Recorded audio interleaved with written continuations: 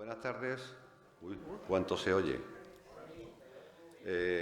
Bienvenidos esta tarde a todos los socios, socias del Ateneo y público en general que le interesa el tema y se ha acercado a escucharnos. Hoy, desde la sección de Salud y Bienestar, vamos a hacer una presentación que la van a hacer estas dos chicas. Son psicólogas, ambas formadas en la Universidad de Sevilla, que han seguido una trayectoria bastante común, de modo que sus especialidades casi siempre coinciden.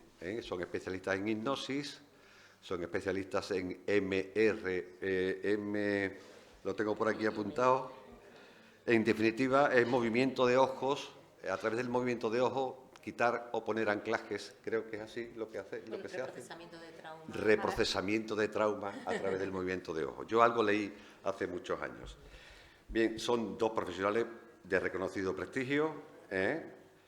Actualmente disponen de un grupo de profesionales. En total dirigen a 11 psicólogos, más ellas dos, en 3 centros. Tienen uno en Sevilla, otro aquí en Jerez y otro en Chipiona. Y son fundadoras del Instituto de Hipnosis y Psicología desde hace más de 10 años. Sus nombres, creo que no lo he dicho, son Laura Gómez Garrido y Luisa Fernanda Martínez Jurado. ¿Perdona, Luisa? Luisa. Fernanda Luisa. Luisa Fernanda. Luisa Fernanda, perdón. Algo más que me pueda...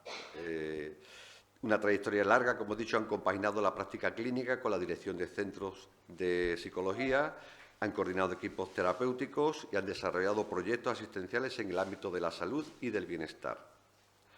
Actualmente, además de su labor clínica, realizan supervisión de casos y formación de profesionales, participando también en espacios divulgativos, como por ejemplo este de hoy, donde comparten su experiencia y su visión sobre la intervención psicológica desde un enfoque integrador. El tema que van a tratar es la otra cara del hambre. A mí me tiene un poco intrigado. A ver qué otra cara tiene el hambre. Hay una que se nos pone muy redondita cuando comemos demasiado, ¿verdad? Supongo que no tendrá que ver con el apetito, sino que tendrá que ver con otras cosas que también intervienen en la relación que tenemos con el hambre, la comida, la emoción, el aprendizaje. Supongo que por ahí van los tiros, ¿verdad? Exactamente. Bueno, pues yo no voy a distraer más.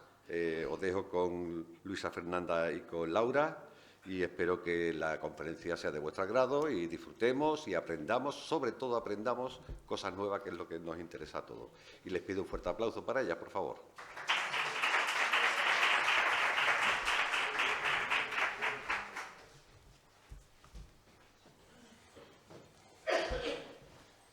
Bueno, buenas tardes.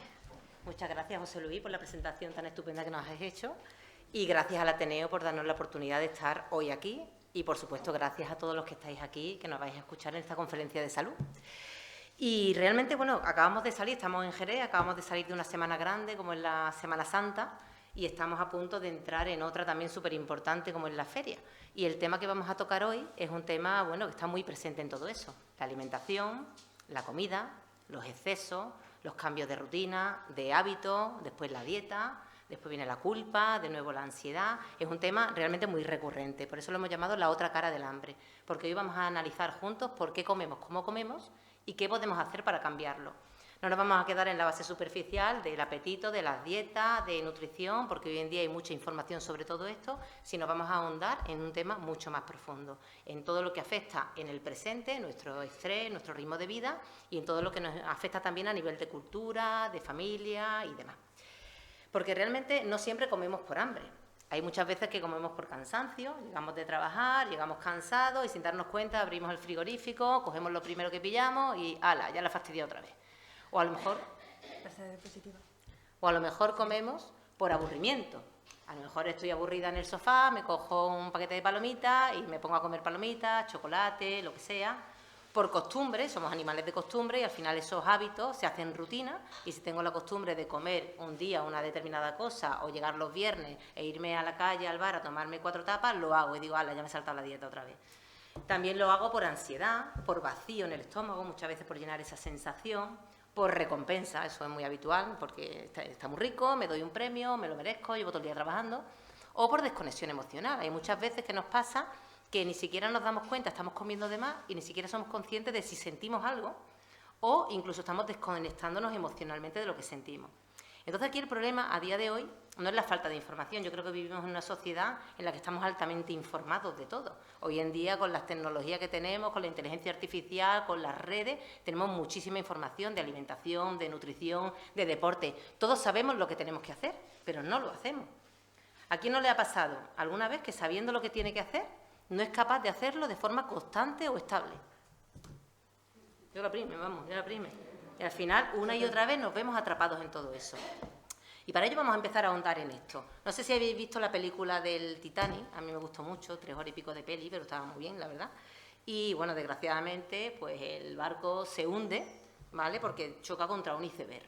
Y claro, los capitanes del barco realmente lo que ven es la parte superficial del iceberg. Pero había una parte mucho más profunda que no la ven y es lo que al final roza el casco del barco y destroza el barco por completo y desgraciadamente muere mucha gente. Pues realmente lo que nos pasa con la alimentación y con todo es como un iceberg, como veis en la diapositiva, ¿vale? Hay una parte mucho más superficial que es realmente la que juzgamos de nosotros y la que sentimos que la gente nos juzga, porque vivimos constantemente en una comparativa con los demás. Pues a lo mejor hacemos dietas que fallan o sentimos que, yo qué sé, que pues perdemos el control de lo que estamos haciendo o siento que no tengo fuerza de voluntad. Entonces, esa es la parte visible, es la parte igual que vio la gente del Titanic, lo que ven por fuera, pero realmente hay partes mucho más profundas. Y en estas partes más profundas es lo que vamos a ir ahondando a lo largo de la conferencia. En un primer nivel nos encontramos el estrés diario, el cansancio, el agotamiento. Eso hace que muchas veces nos desconectemos de las emociones y comamos mucho más de la cuenta. Después tenemos los hábitos automáticos, esa rutina. Vamos en piloto automático constantemente y cuando ya hemos terminado de comer o cuando ya llevamos la mitad del plato, tú dices, estoy comiendo más de la cuenta o muy deprisa. También tenemos la fatiga, el cansancio. Si nos metemos en niveles más profundos de este iceberg, nos encontramos los circuitos de dopamina y recompensa, que ahora os hablaremos concretamente de algún experimento sobre esto. La búsqueda de alivio inmediato. Hoy en día vivimos en una sociedad que no nos permitimos parar, pensar, sentir. Los famosos scroll, o sea, nos pasa algo, estoy aburrida, cojo TikTok, no me paro a sentir si tengo ansiedad, si estoy aburrida. Antiguamente, yo recuerdo, yo me he aburrido mucho de chica, mucho. Y gracias a ese aburrimiento, pues he podido crear muchas cosas. Yo he jugado mucho, pero hoy en día los niños no juegan, los niños no se aburren, ¿vale? Entonces, al final, bueno, ya los adultos estamos haciendo lo mismo. Incluso en el momento que tenemos cualquier cosa, cualquier duda, cojo el móvil, ya lo busco en Google, inteligencia artificial, y no nos permitimos sentir. Y todo esto, esta búsqueda de alivio inmediato, está también en la base de nuestra relación con la comida. Después, la restricción biológica. Somos animales y no podemos estar en modo supervivencia. Después hay un experimento muy bonito que explicará todo esto, pero la propia restricción biológica hace que comamos de más, ¿vale? Cualquier animal, tú le pones y le quitas comida y después le pones la comida a los 2 días y el animal ponle tú la manita delante, a ver si no te muerde, ¿vale? Esa misma restricción biológica nos hace funcionar de esta manera, por eso estamos atrapados en dieta constante. Si ya nos metemos en niveles más profundos, nos metemos en trauma. Entramos en trauma ya a nivel nutricional. La cultura familiar. No nacemos en la nada, nacemos en una familia, en una cultura, con unos valores, con unas creencias que nos han dicho. Hay que comérselo todo lo que está en la mesa. Cómo te está cambiando el cuerpo, te está poniendo gordita. Todo eso al final lo tenemos dentro de nosotros y aprendemos a manejarnos y regularnos con todo lo que nos pasa. Entonces, os digo con todo esto que es una cosa muy importante. Esto no es falta de control, porque claro, si nos quedamos en la superficie de una falta de control, una falta de fuerza de voluntad, pensamos que no soy capaz de hacer un cambio. Pero esto es biología. Biológicamente nos pasan cosas. Aprendemos cosas que también nos suceden. Y si no atendemos todo esto, por mucho que nos pongamos a dieta, no vamos a conseguir nada. Entonces, lo que sí me gustaría es que por un momento os paréis y penséis, cada uno de vosotros y de vosotras, ¿cuándo fue la última vez que comisteis sin hambre física real? La última vez. Por capricho, por cansancio, por estrés, por lo que sea, pero que os paréis un momento y tengáis esa reflexión ahí, porque un poquito más adelante vamos a hacer un ejercicio sobre ese momento para ayudaros a identificar necesidades, emociones y demás. Vale, ahora vamos a hablar sobre la caja de herramientas, es decir, todos nacemos con una caja de herramientas para gestionar aquellas cosas que sentimos, ¿vale? Y además aprendemos durante nuestra vida, incorporamos herramientas como si dijéramos, sin estar pendiente, o sea, sin que... ay, perdón. O sea, es el aprendizaje implícito. ¿Esto qué implica? Que no estamos pendientes de que estamos aprendiendo, o sea, que lo aprendemos simplemente por el hecho de vivir. El cerebro del bebé codifica la primera regla, que es la boca. La boca es nosotros con la boca nos regulamos, es decir, ay, perdóname un momentito que me he puesto nerviosa. No pasa nada. Vamos a ver, cuando nace el bebé y tiene malestar, esto lo he explicado un montón de veces en consulta y ahora me he puesto nerviosa aquí al ver tanta gente. El bebé cuando tiene malestar llora y cuando llora la mamá acude y cuando acude lo que le da es el biberón, el chupete. Entonces, esta codificación queda muy profunda en nuestro cerebro. También, como ha dicho Laura, no nacemos en una burbuja, nacemos en una familia, también nacemos en una cultura, en una época. Entonces, nosotros interiorizamos creencias sobre la vida, sobre cómo comer. Hay familias donde comer es muy importante, cuanto más te quiero, más te doy de comer. Si te portas bien, te doy un dulce o te premio con algo de comer. No se tira la comida, no te levantes de la mesa hasta que no lo acabes todo. Entonces son mandatos que vamos interiorizando y es lo que llamamos el aprendizaje implícito, que me ha costado tanto arrancar. ¿Vale? El alimento lo asociamos a la calma. Lo asociamos a la calma desde que somos muy pequeños. Y es el consuelo, el premio y la compañía. Entonces, pensad por un momento. Esto es una pregunta de reflexión, ¿vale? ¿Qué cosas escuchabais, qué frases sobre la comida y el cuerpo escuchabais en vuestra infancia, en vuestra familia? Pensad esto. Y estas frases que vosotros escuchabais cuando erais pequeños, ¿a día de hoy os ayudan o os limitan?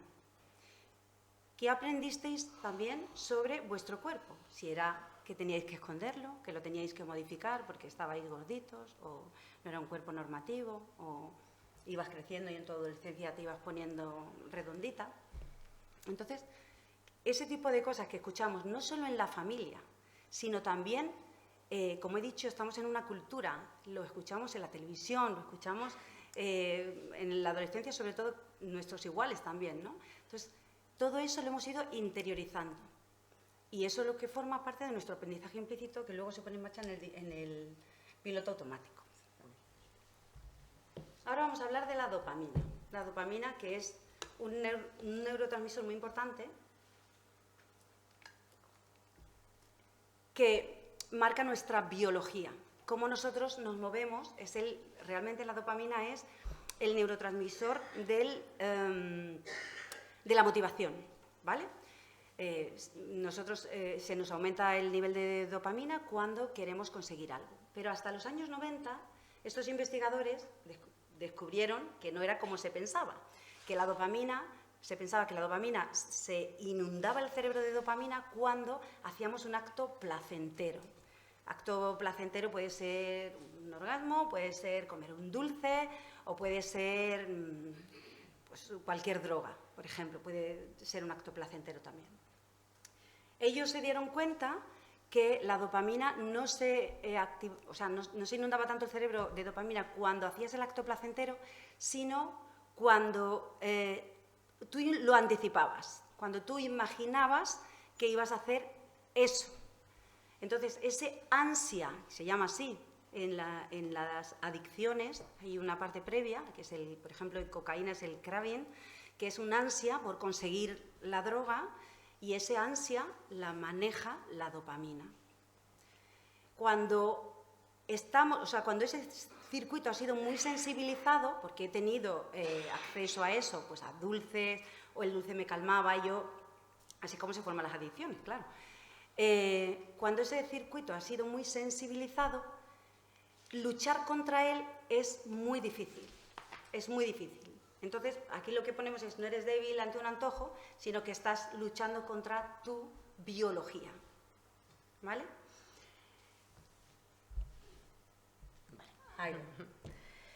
Vale.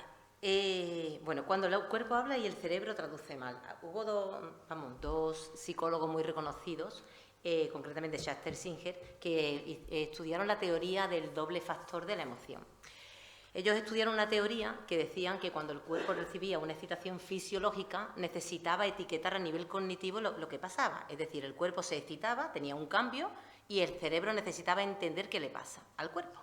¿Vale? Entonces hicieron un experimento, que es el experimento de la inyección de la adrenalina, que cogieron a un grupo de voluntarios y le inyectaron adrenalina. La adrenalina es una hormona y un neurotransmisor natural del organismo que nos activa a la lucha o a la huida. Por ejemplo, yo estoy ahora mismo aquí y de repente hay un peligro, ¿vale? Viene alguien, me asusto, mi cuerpo segrega adrenalina y genera una serie de reacciones en el mismo. Por ejemplo, el corazón me late más rápido, la tensión arterial me cambia, la sangre se distribuye a los músculos para yo poder correr, los ojos se me dilatan para poder ver mejor y eso es una reacción natural del organismo, ¿vale? Es instintivo. Entonces, ¿qué hicieron? Cogieron a un grupo de voluntarios y le inyectaron adrenalina, ¿vale? Para provocar ese cambio en su organismo. Pero a un grupo de los voluntarios le explicaron lo que iban a sentir. Te ponemos esto y vais a sentir esto. Al otro grupo no le dijeron exactamente lo que iban a sentir o se lo dijeron difuminado o no le dijeron nada. Entonces, pusieron a todos los voluntarios en diferentes contextos. A unos los pusieron en un contexto alegre, llegaron a una situación en la que estaban todo el mundo charlando, alegre y demás, y otro contexto era gente discutiendo. ¿Qué pasó? Que los voluntarios que habían recibido la inyección de adrenalina sabiendo que era la inyección lo que le había provocado eso, cuando le pusieron en cada uno de los contextos, asociaron lo que le pasaba, es decir, el etiquetado que le pusieron era por la inyección de adrenalina.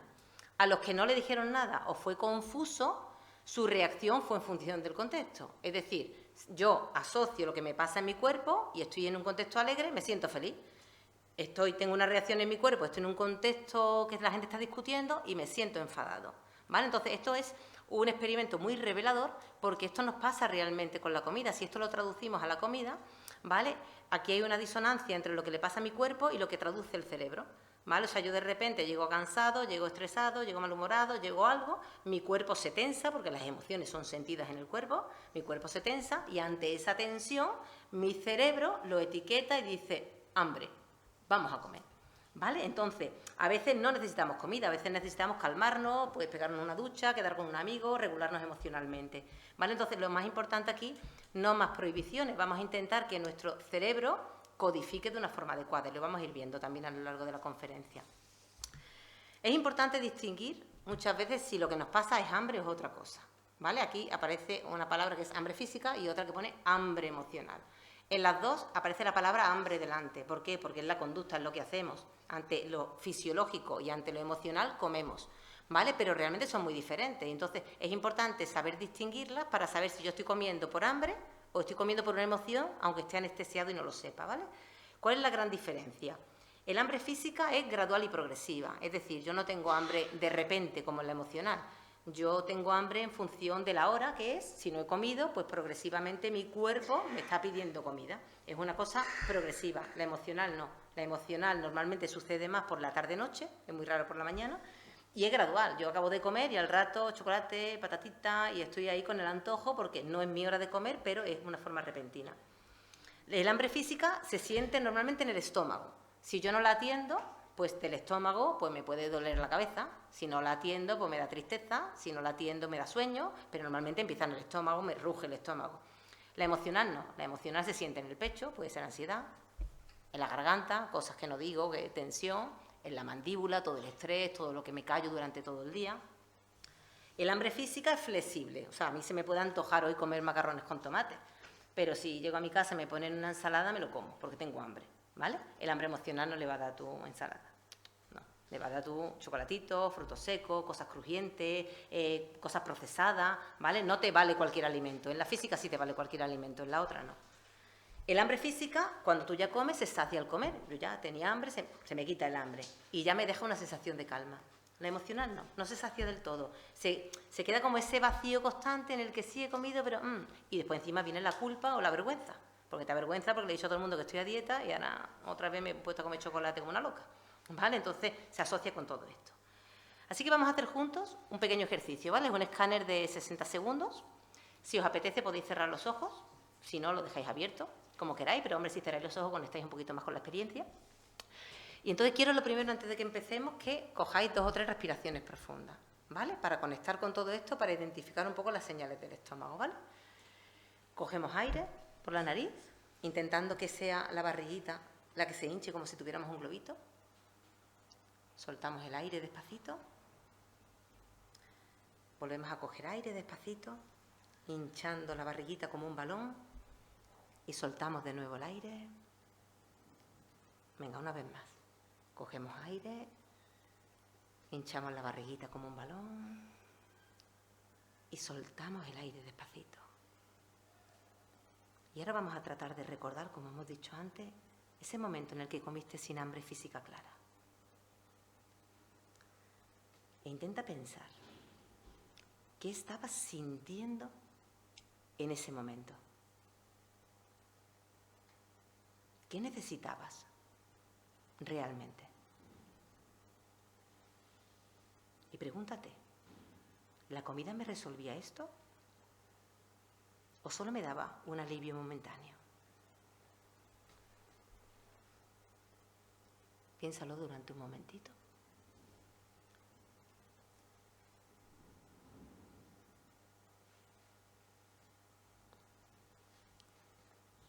Y poquito a poco podéis abrir los ojos, si queréis, o si podéis seguir cerrados, como queráis. Porque aprender a localizar la necesidad ayuda a dejar de responder siempre con la misma herramienta. Como decía Luisa, tenemos una caja de herramientas que nos han impuesto, ¿vale? Pero al final localizo la necesidad y puedo elegir la herramienta para cambiarlo. Ahora vamos a ver también herramientas para hacerlo. Sí, pero antes vamos a hablar de una cosa en nuestra conferencia central, que es el trauma biológico y psicológico de hacer dietas.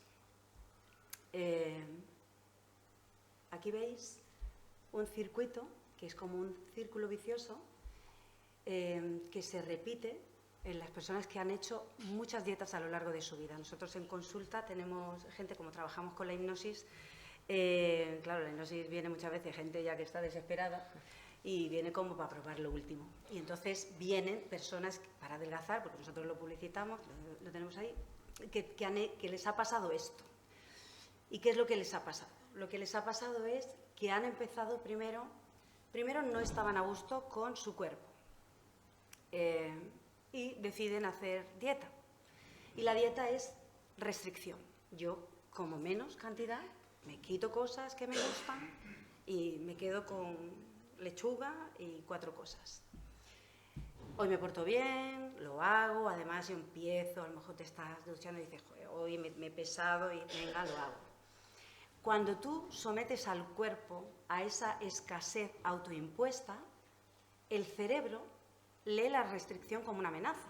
Y estamos programados así. Cuando hay hambruna, estamos programados para buscar comida. Y esa amenaza es la que pone en marcha el atracón. Porque cuando el control que estoy ejerciendo se rompe, el instinto de supervivencia busca energía rápida y busca comida. Y entonces, ahora os explicaremos en un experimento cómo cuando estás muy en restricción, luego no puedes dejar de comer o te pegas atracones o tienes comportamientos alterados con la comida. Y cuando eso te pasa, aparece la culpa. Porque cuando comes mucho, más de lo que tu cuerpo necesita o de lo que tú quieres, comienza un diálogo interno, pues no debería haber hecho esto, es que otra vez, porque siempre igual. Y esto se perpetúa a lo largo de la vida. Las personas que les ha pasado esto, en muchas ocasiones, entran en un estado que se llama indefensión aprendida. Este señor, Martin Seligman, hizo un experimento que a día de hoy no se podría hacer porque en los años 60 no había tantas restricciones para hacer experimentos con los animales, y él utilizó perros. Se usaban muchos perros, ¿verdad? Con Pavlov y tal. Usó perros. Los dividió en 3 grupos.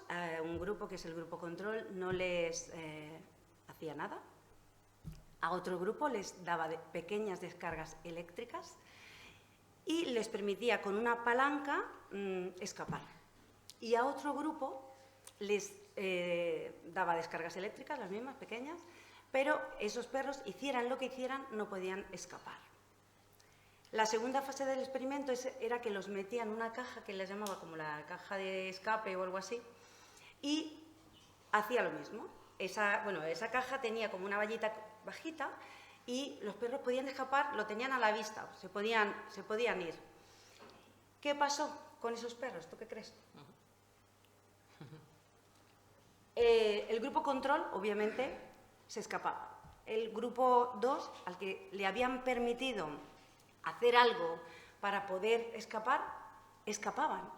Y el grupo 3, teniendo la salida a la vista, ni siquiera lo intentaba.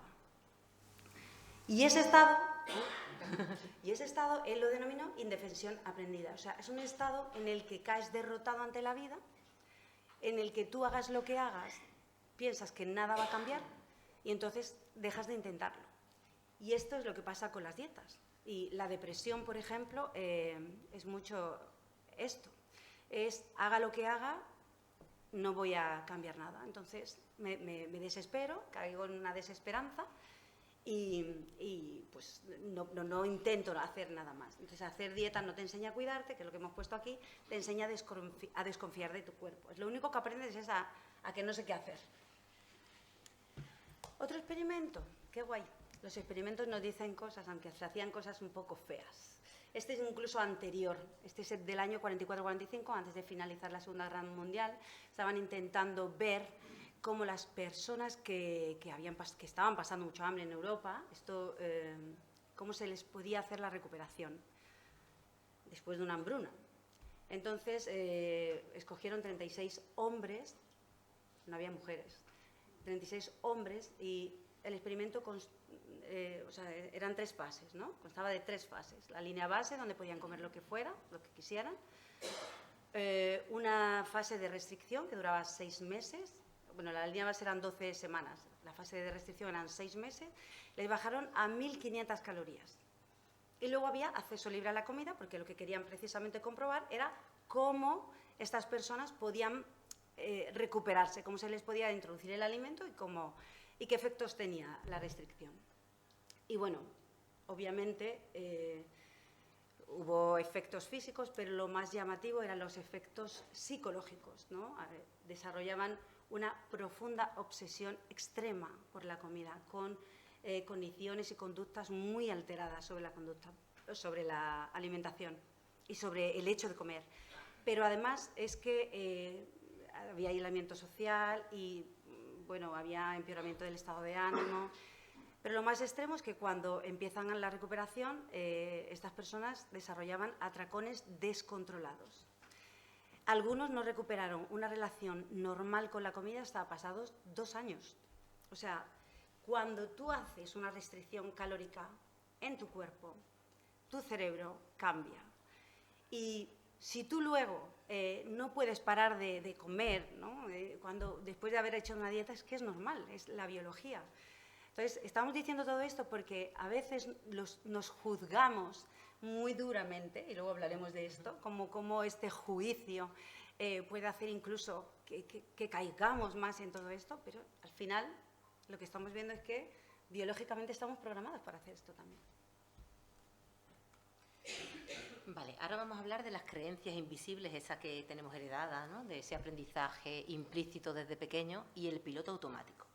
Y hay un experimento también, va de experimento la cosa, pero es que es verdad, porque los experimentos muchas veces nos ayudan a entender cosas, ¿vale? Entonces, entender que eso, dejar de juzgar de nuevo ese iceberg, la punta del iceberg, para entender toda la base que hay debajo, ¿no? Y este experimento concretamente es el tazón sin fondo de Brian Wansey. ¿En qué consiste? Pues igual cogen a un grupo de voluntarios y les ponen de comer sopa caliente en unos tazones.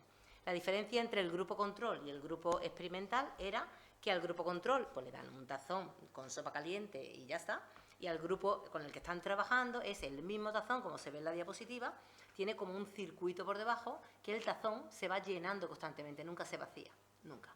¿Vale? Entonces, ¿qué observaron con este experimento? Que los que comieron con el tazón sin fondo, que se iba rellenando, comieron un 73% más que los del grupo control. ¿Vale? Entonces comemos, en este caso, fruto del contexto. En este caso el contexto fue visual. Visualmente yo veo que queda comida, pues sigo, total, un poquito más, ¿vale? No dejar nada y sigo comiendo y no hago caso de las sensaciones del estómago de saciedad, Y sigo comiendo, sigo comiendo. Actuamos en piloto automático más del 90% del tiempo. Y está bien, es decir, está bien porque, por ejemplo, muchos de los que estamos aquí sabremos conducir. Y conducir es una de las tareas más difíciles al principio, hasta que la automatizamos. Pero mientras que tú aprendes a conducir, te dan el carnet, tú piensas que sabes conducir y ahora ponte en el coche sola. Y ahora espérate, que me dijo el del profesor, parece que le estoy escuchando, los espejos, el cinturón, arranca, en qué marcha voy. Entonces, prácticamente mi atención consciente abarca todo. En el momento que yo ya sé conducir y llevo un tiempo conduciendo, eso se automatiza y yo puedo charlar con el copiloto, yo puedo poner música, yo puedo estar tranquila, sumida en mis pensamientos, porque lo he automatizado. Es que el cerebro funciona por economía. Al final, si yo tengo toda mi atención consciente aquí, no puedo aprender nada nuevo. Entonces, lo que ya sé, lo automatizo. Para bien y para mal. O sea, para bien, conduzco, lo automatizo. Para mal, esas creencias heredadas desde que soy chico o chica, lo he automatizado. Y ahora tengo que sacarlas de ahí, que es lo que vamos a empezar a hacer. ¿Vale? Hay una frase que sí que me gustaría deciros, ¿no? Para que cada uno piense en la suya, ¿no? Con la comida yo suelo decirme, ¿vale? Pero muchas veces decimos, total, un día es un día. Ay, ya que he comido chocolatito, pues hoy pido una pizza. O empiezo el lunes. O, total, ¿qué más da? Tampoco la gente obsesión con el cuerpo, cada uno tiene su cuerpo. O el deporte está sobrevalorado. ¿Qué me suelo decir yo con la comida y con el deporte y con la salud? Eso es importante porque al final son esas frases inconscientes que hacemos dentro de nosotros para boicotearnos, para no hacer el cambio. Vale, entonces, con todo esto, claro, ya sabemos que tenemos un piloto automático, pero lo importante es romperlo. Vamos a romper ese automatismo, ¿no? La ciencia del hábito dice que tardamos más de 66 días en instaurar un nuevo hábito. Antiguamente se hablaba de 21 días, más de 66. Y las recaídas forman parte del proceso. ¿Vale? Imaginaros, volvemos al coche. Yo cuando empecé a conducir, a mí se me caló muchas veces, me metí a lo mejor en una calle contramano, digo otra, o en la rotonda no era grande por aquí, me metí por otro lado, es decir, fueron errores en la conducción normales. Pues en el proceso de cambio de la identidad, que ahora veremos un poquito más adelante, tenemos que también aceptar que estos errores forman parte del proceso, pero no estamos acostumbrados. Estamos acostumbrados a decir, el lunes me pongo a dieta, tiene que ser el lunes, martes no.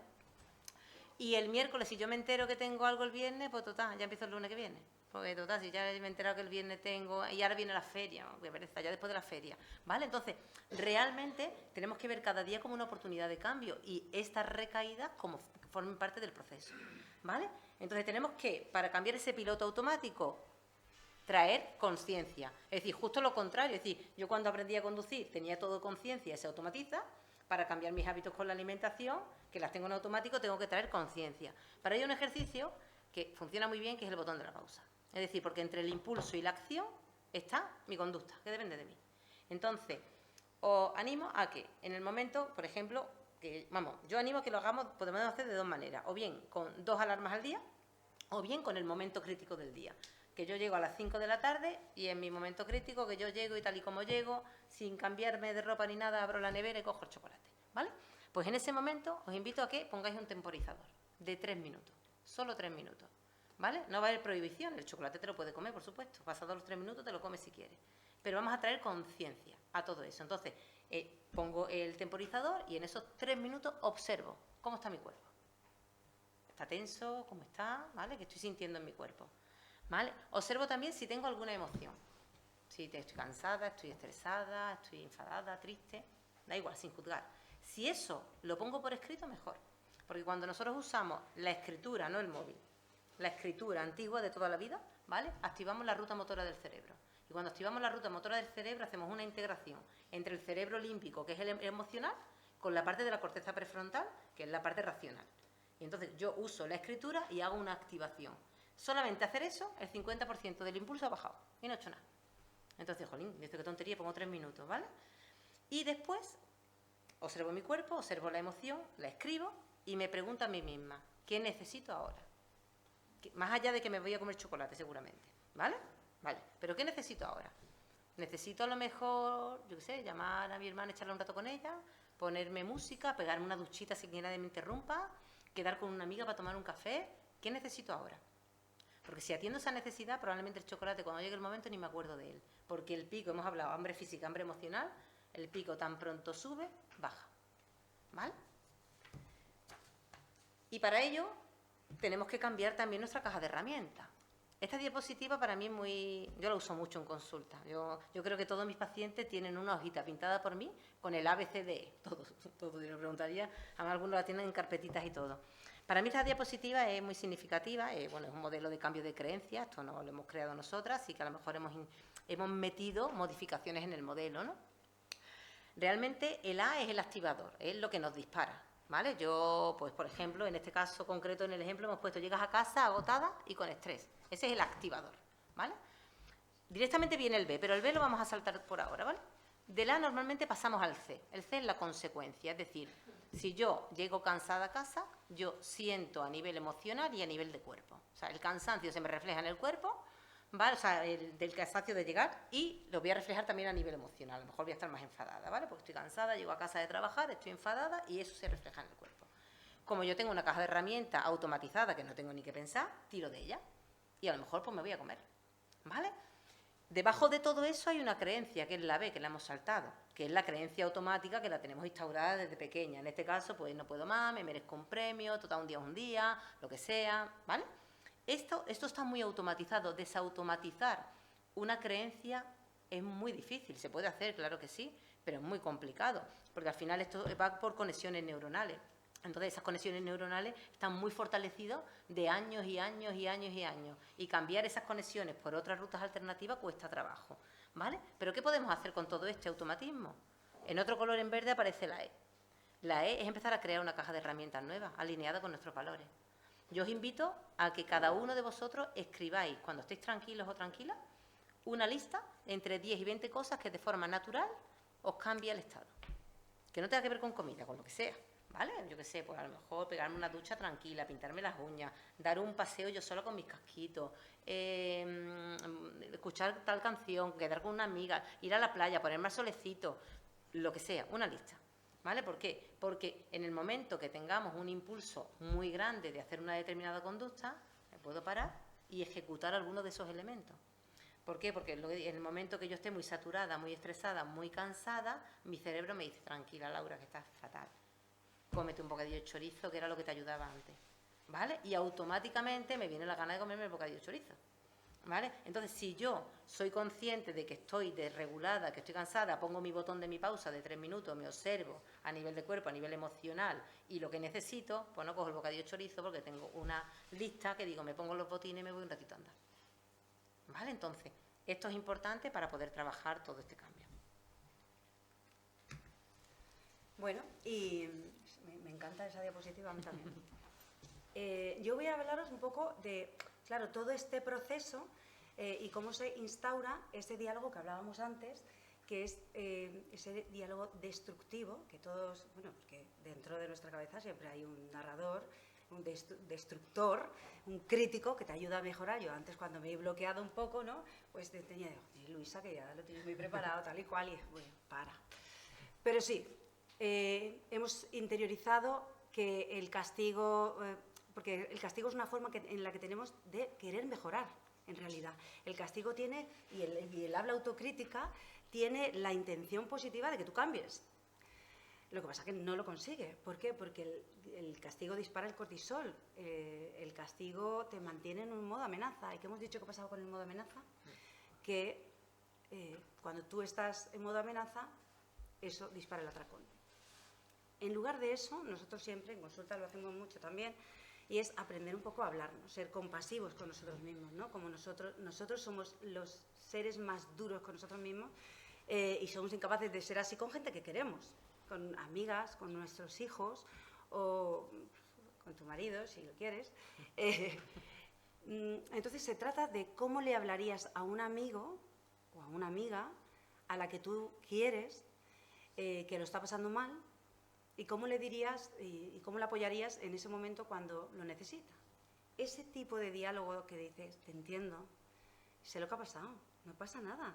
En otro momento, si ahora te ha pasado esto, por esto. Esa comprensión y ese habla que es amable contigo mismo y que reduce el estrés y que favorece un entorno neurológico necesario para volver a intentar si te has caído. Así que una de esas cosas que tenemos que parar automáticas es hablarnos mal y cambiar la mentalidad. Esto va a favorecer que creemos una nueva identidad, que en realidad la identidad siempre está cambiando, porque nuestra identidad es dinámica. Nosotros no somos lo mismo a los 10 años que a los 20, porque hemos vivido un montón de cosas y hemos interiorizado un montón de creencias diferentes, que a los 30, que a los 40, depende. Incluso si has tenido trauma, pues has cambiado y muchísimo. Entonces, esa nueva identidad la hacemos desde la consciencia que decía Laura. Porque a ti te cambia la identidad en la vida, pero normalmente es de forma automática, de forma inconsciente, es lo que me va pasando, voy interiorizando. Pero en este sentido, lo que nosotros estamos diciendo es, esa identidad es lo que yo quiero ser. O sea, en vez de fijarme en qué no quiero comer, que me hace estar en un modo restrictivo y me hace estar en alerta, es fijarme en quién quiero ser. La identidad en piloto automático, como decía Laura, se mueve por culpa o castigo. Y la identidad consciente se mueve, por ejemplo, para honrar tu cuerpo. La identidad en piloto automático se mueve desde el todo o nada. O estoy a dieta o me lo como todo. La identidad consciente vive desde la flexibilidad y el permiso. Es decir, hemos dicho que el proceso tiene sus recaídas y que forma parte de ese proceso. Así que si un día, o dos, o los que sean, has comido otras cosas que no te has propuesto, eres amable contigo y te das el permiso de estar en una barbacoa y comerte lo que te dé la gana. La identidad en piloto automático, si es que es lo que queremos cambiar, usa la comida como único refugio. Y la identidad consciente tengo múltiples herramientas para calmarme. Así que tus hábitos, todo lo automatizado hasta el día de hoy, es tu identidad, hasta el día de hoy. Pero hoy puedes empezar a construir la nueva identidad. Y yo me gustaría que terminaseis, tengo aquí una frase que tiene un inicio, pero le falta un final, y me gustaría que respondieseis vosotros mentalmente a ese final, ¿no? Sería, quiero convertirme en una persona que, no en una persona delgada, ni en una persona más gordita, ni en una persona, sino en qué tipo de persona me quiero convertir, que es donde nos tenemos que fijar. Y para yo llegar a eso, qué pequeño cambio, qué pequeño hábito y haría hoy que me encaminaría a esa nueva identidad. Y al final, cuando tú estás en ese proceso, porque la vida no es perfecta, la vida tiene muchas recaídas, o sea, sí, cuando estás haciendo el cambio, la recaída forma parte del proceso, lo hemos dicho muchas veces. Si dejas de estar en guerra con tu cuerpo, hemos dicho que es una lucha. Eso gasta mucha energía mental, física. Si tú dejas de estar en guerra contigo mismo, con tu cuerpo, se libera mucha energía que puedes utilizar para hacer cosas maravillosas. Contigo, ¿no? Puedes hacer el botón de la pausa si no estás en guerra, puedes hacer muchas cosas, sacarlo a la conciencia. Y esa energía recuperada te va a llevar a esa nueva identidad. Entonces el cambio no es rápido, la vida no es perfecta, ¿no? El cambio no es lineal, nada lo es, no es perfecto, requiere estar consciente, pero cuando dejas de intentar silenciar a tu cuerpo y por fin te sientas a escucharlo, la verdadera transformación comienza. Eso es lo que os queríamos decir hoy. Muchas gracias.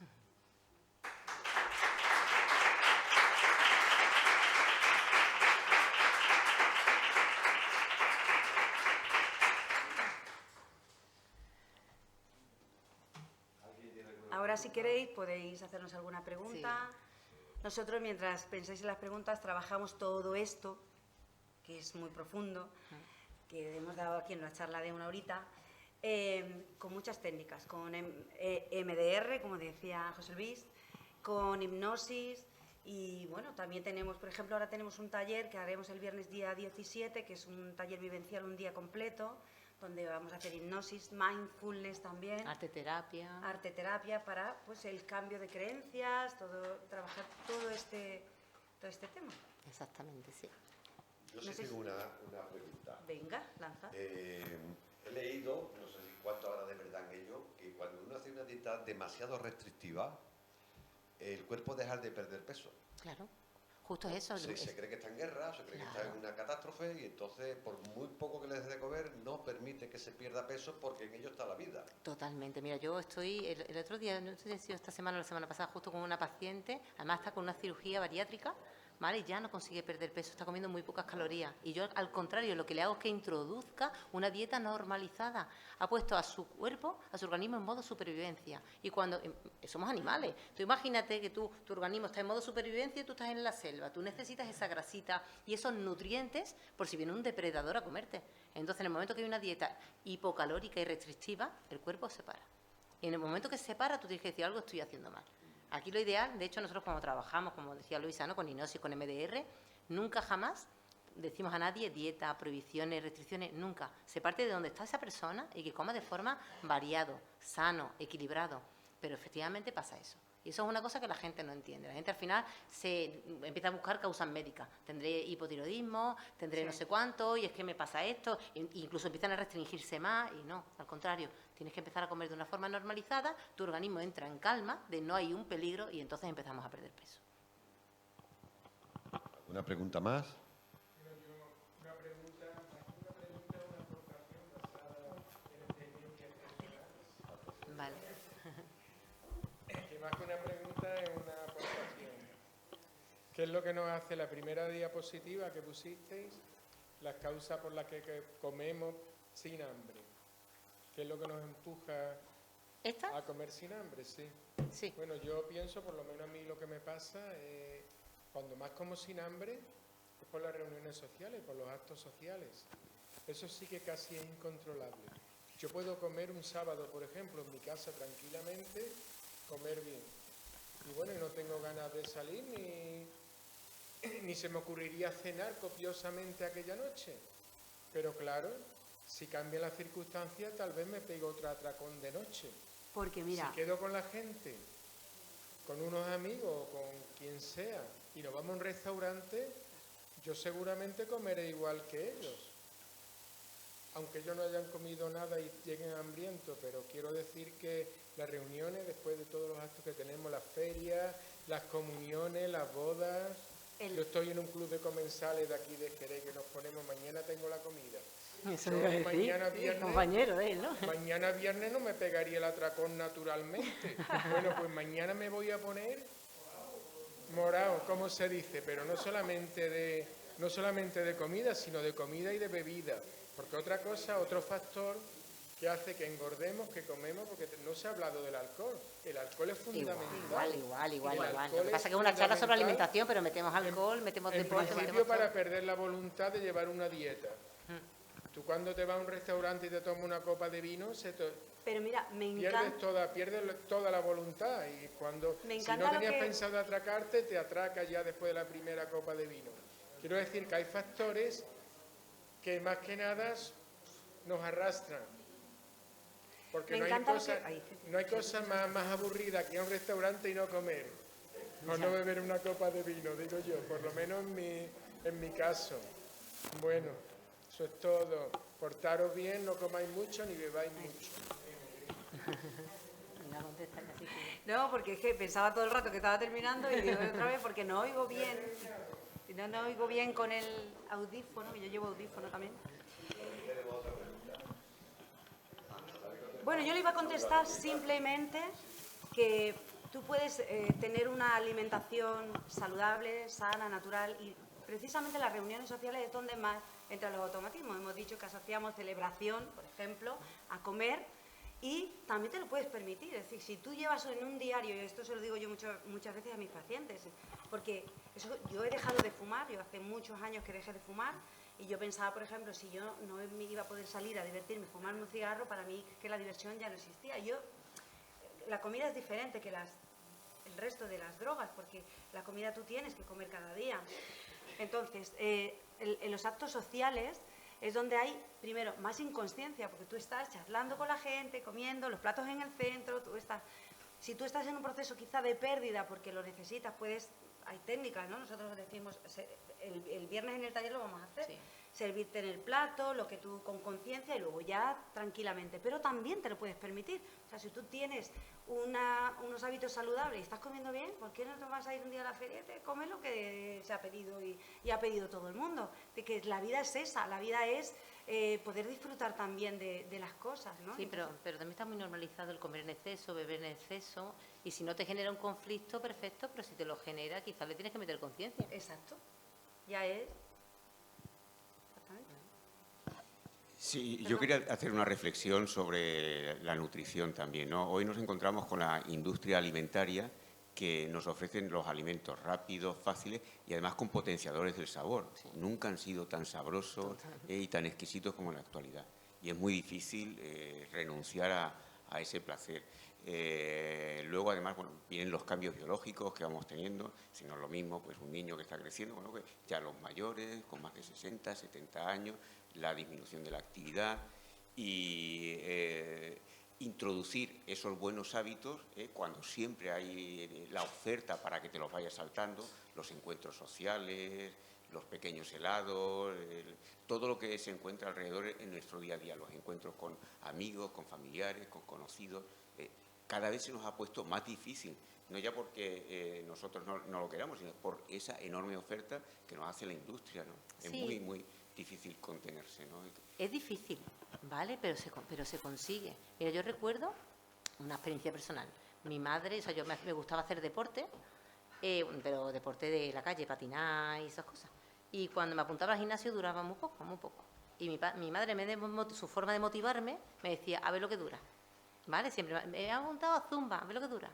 Me he apuntado a ver lo que dura. Y decía, ahora me da que me diga eso. Y entonces la última vez que me apunté dije, voy a durar, o sea, voy a ir. O sea, lo necesito porque me dolía el hombro, voy. Y entonces yo al final me costó, claro que me costó. Y a día de hoy sigo luchando, voy al gimnasio, no voy. Pero al final instauras un hábito. Y entonces cuando tú has dicho que hoy en día es más difícil, claro que es más difícil. Pero lo que tienes que intentar es que tu identidad consciente sea la que tú quieras. No, o sea, al final si la sociedad cada vez hay más alimentos procesados, cada vez nos meten más alimentos que son más sabrosos, cada vez nos meten y nos vamos dejando ahí como borregos todos detrás, o yo tomo conciencia, elijo la identidad que yo quiero, cómo quiero que sea mi relación con la comida, con mi cuerpo, con el deporte, más allá de que yo me vaya a la feria y me tire toda la semana comiendo y bebiendo, porque yo lo decido. Pero al final vivimos un poco alineados y en consonancia con nuestros valores. Lo que no podemos vivir es, me pego un atracón, hay que ver culpa, venga otra vez a dieta. Entonces, lo que no podemos vivir es desajustado. Si tú, por ejemplo, como el que has dicho del círculo, te encanta ir a comer, te encanta ir a beber y lo disfrutas todos los meses, oye, pues genial, estás alineado. Pero si no lo estás, entonces, ¿cuándo lo tienes que trabajar? Esa es mi reflexión. Pero es cierto... ¿Sí? Pero es cierto que la industria alimentaria ha entendido el circuito de la dopamina. Claro. Lo ha entendido muy bien, porque los alimentos son cada vez más adictivos, eso es cierto. Y donde hay que poner conciencia, precisamente, yo pienso, yo lo hago en casa, es en la compra. Porque hay cosas que tú directamente sabes que son súper adictivas. Es cierta línea en los hipermercados que yo... Literal, porque es que es así. Entonces quizá la conciencia está hasta antes, cuando vas a comprar y lo que tienes que sabes que no puedes comprar y que tienes que tener en casa o no tienes que tener en casa. Porque si está, la industria alimentaria ha entendido ese circuito y es verdad, hay alimentos que son muy adictivos, muchísimo. Y es muy difícil. ¿Alguna pregunta? Sí, un segundito por aquí. Mira, lo que estaba explicando, lo de por las noches, a mí me pasa exactamente lo mismo. Por el año era como poquito, ¿vale? Aparte de algo que me dijeron, que lo que sería lo más correcto es comer poco de noche para poder dormir bien, porque mientras que estás pegado a un atracón, que de día es diferente, que tienes que comer más porque tienes que gastar más energía, pero que de noche tienes que comer poco. Y siempre, por ejemplo, que tome más líquido, que tome más agua. Ah, y lo de las 2 horas de ayuno.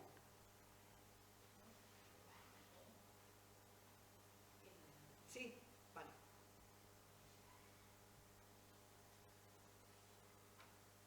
Porque te dicen que no, pues tienes que estar como 2 horas en ayuno, que no puedes tomar nada. Antes de dormir.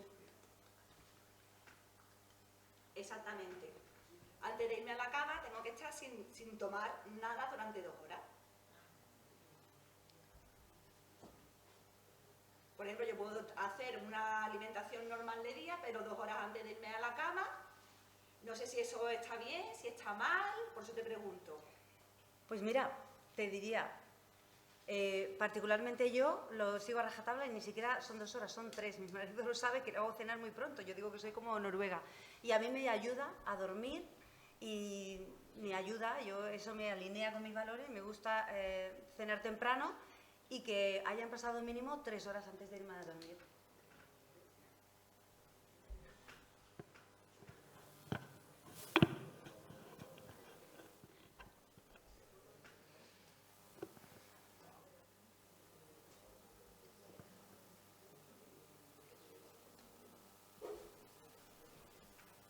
Pero entonces, bueno, ¿no? Claro, sí, sí.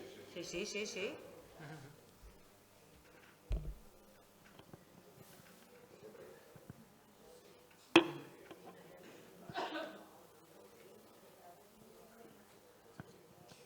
Bueno, la industria farmacéutica ahora nos hace una nueva oferta de ayuda, pero también de unas exigencias económicas enormes, ¿no? En vez de poner el peso en el ciudadano, en los hábitos que debe cambiar, en la fortaleza psicológica y en sus posibilidades. En ese sentido, ¿qué pensáis vosotros del Ozempic y de todo este tipo de nuevas moléculas que nos ofrecen para controlar el peso? Hombre, yo pienso que es una ayuda, porque efectivamente hay muchas personas que tienen mucha resistencia y muchas enfermedades médicas, pero creo que tiene una patita coja. Una pata coja porque al final es una ayuda, pero si no hay una modificación de hábitos, no hay nada. Obviamente esa persona tiene saciedad, lógicamente, come mucho menos, pero lo que come menos no siempre es saludable. Te hablo de la medicación y te hablo de la cirugía bariátrica. Aquí en la zona de Sanlúcar hacen turismo a Turquía y se van varias y se van todas a hacerse la cirugía, a quitarse 1,5 kilos de estómago cada una y pierden, claro que pierden 30 o 40 kilos rápidamente, ¿vale? No le entra la patata cocida, pero después los conguitos a lo mejor sí entran. Entiéndeme. Entonces, claro, ¿cuál es la dificultad aquí? Y lo saben, pero si no han modificado esos hábitos de raíz, pierden peso porque no le queda más remedio, porque de tener un estómago así, yo lo tengo así, pero no termino de conseguir mi peso saludable. Y con la medicación a nivel farmacéutico, pues va a pasar lo mismo. Hablan de un efecto rebote. Y no me extraña, porque tú no vas a estar medicado toda la vida, ¿vale? Y entonces al final, si tú no has modificado tus hábitos, esa saciedad deja de estar presente, no has modificado esos hábitos y el efecto rebote pensaron, no, es que la medicación provoca efecto rebote. A lo mejor no la provoca la medicación, la provoca que no has cambiado los hábitos de una forma adecuada durante el tratamiento, porque si tú lo haces durante el tratamiento a mí me parece magnífico, es un apoyo. Igual que nosotros cuando trabajamos con hipnosis hacemos lo que es la banda gástrica, que es como la cirugía, pero nosotros lo hacemos a nivel virtual, en hipnosis, ¿vale? Pero es un acompañamiento con una modificación de hábitos. Si tú haces una instalación de banda gástrica, ya sea en hipnosis o la haces en cirugía, no vale para nada. Y conozco así de gente, no vale para nada. Entonces yo creo que la pata coja está ahí. Yo comparto que el cambio de hábitos es fundamental y diría que único. Si no hay unos cambios de hábito y de actitud ante la vida, ante la comida, no conseguimos realmente resultados, seguro. Claro, pero incluso a la gente, el deporte al lado, a mucho la gente por hacer deporte, es magnífico. Pero siguen comiendo igual. No terminan de perder peso. Es que el 80% es la alimentación. El 20% el deporte, obviamente, tenemos que hacer fuerza, músculo, aeróbico, todo, pero si no modificas los hábitos, por mucho que tú hagas crossfit todos los días, no pierdes ni un gramo.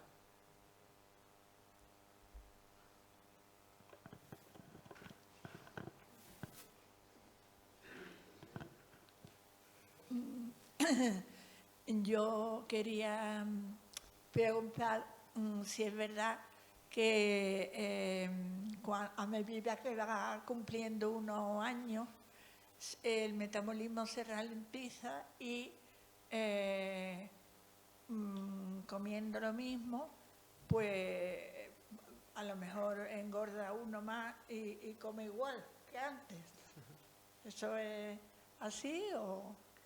Hombre, tiene su sentido, ¿no? Las hormonas están todas más ralentizadas, ¿no? Nos movemos menos con los años, las hormonas no tienen los mismos niveles, porque al final las hormonas son las que nos ayudan a quemar esa grasa y demás. Por eso las mujeres en menopausia, el descenso de los estrógenos, hacen que las mujeres pues tengan más barriguita, los hombres el descenso de la testosterona. Entonces, ¿tiene sentido? Sí. ¿Tiene que ser causa-efecto? No. No, porque hay muchas mujeres en menopausia con un peso normal, muchos hombres con una edad adulta y se mantienen delgados. Entonces, bueno, obviamente es un poquito más difícil, sí. Un poquito más difícil porque tú dices, jolín, sigo comiendo lo mismo que comía hace 2 años y ahora a lo mejor tengo que modificar algo más o moverme un poquito más. Porque ya con los años el metabolismo está un poquito más lento. También hay una parte de aceptar, ¿no?, los cambios en la vida, ¿eh? Siempre que tú estés en un peso saludable, es verdad que cuando van llegando ciertas etapas, ya no es solo el cambio de peso, es que la redistribución de las grasas varía, con lo cual eso hay que aceptarlo también. Pues sí. Yo os quería comentar, bueno, ante todo daros las gracias porque me ha resultado súper interesante la charla, la verdad. Muchas gracias. Y después yo, por ejemplo, tengo una relación sana, normal con la comida, excepto que no me puedo saltar los postres.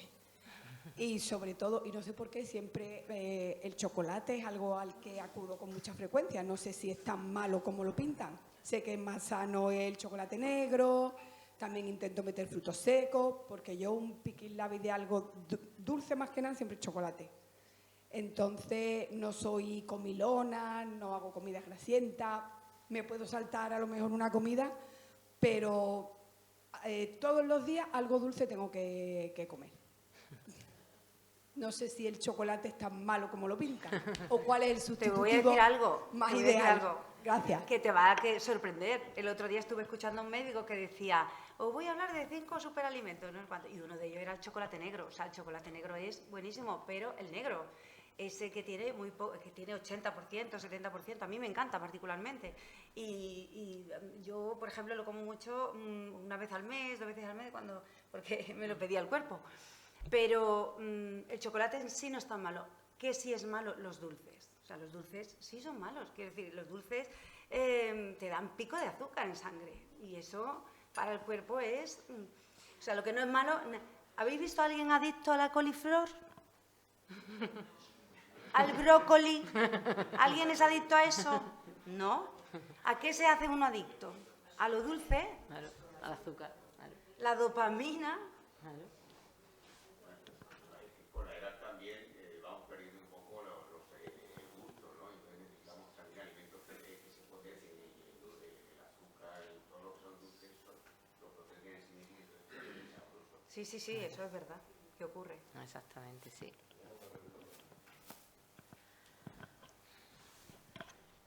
Hola, buenas noches. El tema de la insulina, Ah, están preguntando. espérate que no es eso.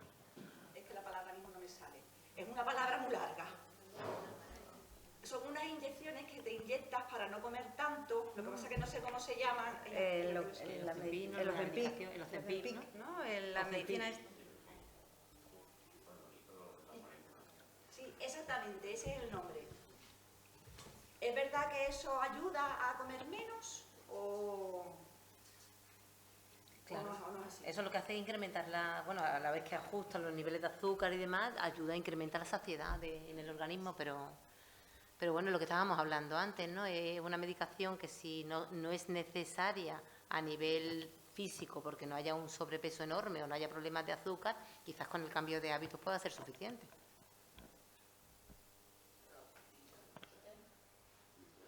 Buenas noches. Mire, una de las cosas que habéis dicho es que yo me tenía que hacer una pregunta, vamos, no yo, todo el mundo, de qué clase de persona quiero ser. No Pero, me entero bien. no se oye. me entero bien. ¿No? ¿Y ahora? Sí. Ahora, Que habíais dicho que una pregunta que nos teníamos que hacer es que qué clase de persona quiero ser. Sí. Yo no entiendo que para yo dejar de comer o comer sano o lo que sea, tengo que cambiar de mi forma de ser como persona. No. Hoy no lo he entendido bien. No, vamos. es un poco, claro, hablamos de identidad, pero no nos referimos a eso. Es un poco, o sea, ¿quién te gustaría ser? Porque al final, si tú no quieres cambiar nada, estás perfectamente alineada con tus valores, ajustada con tu identidad. Pero si tú, por ejemplo, tienes una lucha interna contigo en la forma en la que comes, te mueves, o tu cuerpo, o lo que sea, ¿vale? Hay una parte de tu identidad, no de tu personalidad, ¿vale? De la forma en la que hoy en día estás en el mundo, que no estás ajustada. Porque si yo al final quiero comer de una forma saludable y como mal, quiero moverme y no me muevo, me miro en el espejo y no me gusto, pues, y sigo haciendo lo mismo, la identidad que tengo actualmente no es la que yo realmente quiero. Entonces lo que hablamos del cambio de identidad es pasar de la identidad que yo me sostiene ahora mismo a la identidad que yo realmente quiero ser. Es decir, es como si tú te traes a tu mente la que ya eres. O sea, yo soy una persona que como sano, que hago deporte, que me cuido, aunque tú digas, todavía no he hecho nada. Pero esa soy yo, ya lo también siento. nos estamos refiriendo a una parte de la identidad, Obviamente. la identidad más compleja, más profunda, y tenemos identidad social, laboral, o sea, quiere decir que el yo tiene muchas aristas. Tiene Claro, muchas, estamos hablando de la claro, alimentación. estamos hablando solamente de una de ellas, ¿no? Y los valores con los que yo me quiero identificar, vamos a decir, en esa arista, en esa... ¿no? Es como los objetivos, como si dijéramos objetivos. Los objetivos que tú quieres conseguir es como si los instauraras dentro de ti, más allá de una identidad de personalidad. Nada. Hola. Hola. Quería preguntaros algo, pero no sé si tiene solución. Os voy a contar, yo tengo, no se sabe cómo, cada ciclo de 4 años, 3 años, 2 años, tengo unas alteraciones de digestión, de gases, todas las analíticas que me han hecho desde el 2013, en el 2019, en el 2022, en el 21, en el 22, está todo bien.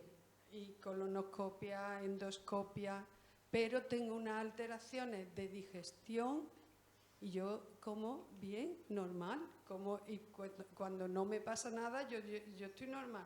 Y de pronto me vienen estas ¿Y siempre cada 4 años? Sí, además que tengo archivado de ir a urgencia en el 2013, en el 2015, urgencias y todo, ¿no? en el 2019, y los médicos todos me dicen que no tengo nada, gracias a Dios. Ya. Pero, y entonces yo no sé ya si tengo que ir a un Mira, psicólogo. Sí, pues te iba a decir, sinceramente, que no es porque yo sea psicóloga y tengo esa mirada, ¿no? Pero si te pasa algo cada 4 años, el cuerpo y la mente no están separados, yo sí que iría a indagar y nosotros siempre miramos a la persona desde la línea de la vida, ¿no? Y hacemos cuándo empezó eso. Y estoy segura, y hemos hablado hoy aquí que hay trauma, hoy hemos hablado del trauma de la dieta, pero hay muchas cosas que nos influyen y que puede venir de algo psicológico. Y ese abordaje que te falta y que la medicina no tiene y no lo da, lo digo aquí si hay algún médico que no se me moleste, solo lo podemos hacer en una consulta de psicología integradora como es la nuestra. Te lo digo como lo siento. Y porque lo he visto en personas, en pacientes que tenían trastornos fisiológicos y que eran resultado de trauma. Es que desde 2013 tengo informe médico, pero yo recuerdo hasta desde pequeña. Siempre que había una fiesta, Reyes Magos, feria, yo caía enferma, con malas digestiones, con vómitos.